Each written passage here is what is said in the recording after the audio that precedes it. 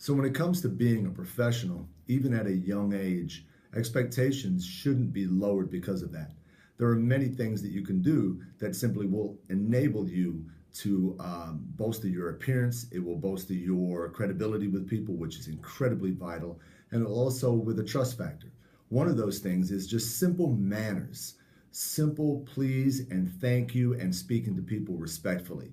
One of the things that I have learned over the years to do is when I hold open the door for someone, if they don't say thank you, I don't turn around and have a snide "you're welcome" comment. I simply just move on with my day, because why did I open the door? Was it to get somebody to turn around and say something to me?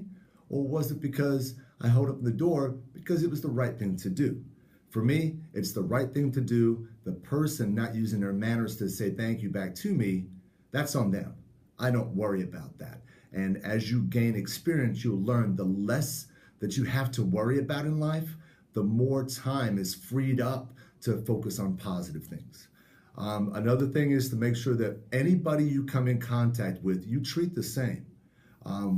When that comes to like a human level. So if it's somebody who is dropping a kid off, it's a secretary at a place that you have to call, it's your boss, it's somebody at the bowling alley that you're going to be dealing with when you go on a field trip.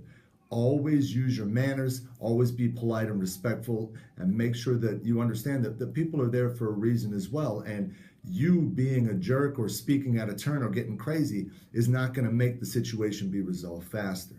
Okay, also learn to situationally speak.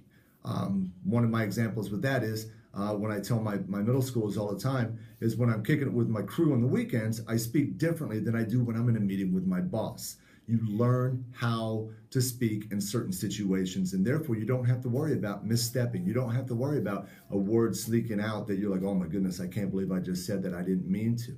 Also, you got to make sure that when you look the part. I can tell you that when I drop my kids off anywhere, when I drop my kids off, which will be happening this summer, I pay attention to what the staff looks like. Because if you show up and you look like you're ready for the day, I'm good. At the end of the day, when I pick my kids up, if you look like you've had a day, that's good too. But if I show up and you look like you just rolled out of bed, I'm not down for that. And one thing you need to learn is, and we'll talk about in some other pieces, Rockford's a small city. You want to make sure you're establishing these good connections with people where people accidentally like, oh, I know that person. And then next thing you know, you've got a good reference because you've handled your business.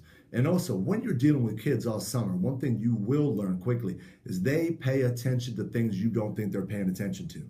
So if you just roll up at 7:59 and camp starts at 8, kids will notice that. And when you go to ask them to do things, they're not going to want to do that because you aren't following up on your end.